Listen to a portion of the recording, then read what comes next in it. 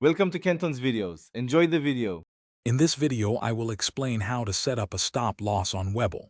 First, open the Webull app and select the stock you wish to trade.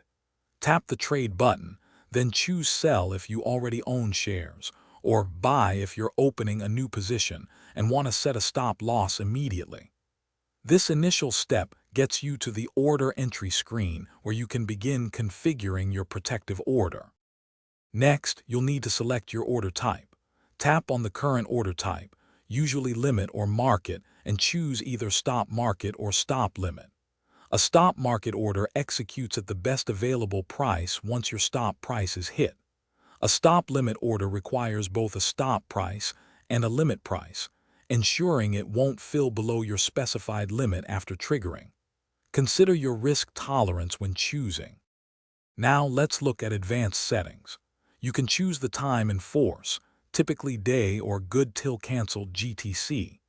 GTC orders remain active until filled or canceled, up to 60 days.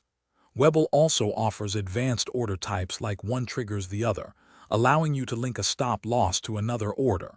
Always double-check your stop price, limit price, and quantity to ensure accuracy before proceeding.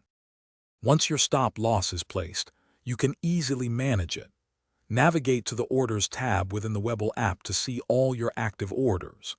If market conditions change or your strategy evolves, you can modify an existing stop loss by tapping on it and adjusting the price or quantity. You also have the option to cancel any active order at any time, giving you full control over your positions. Thanks for watching. Consider subscribing if we helped you.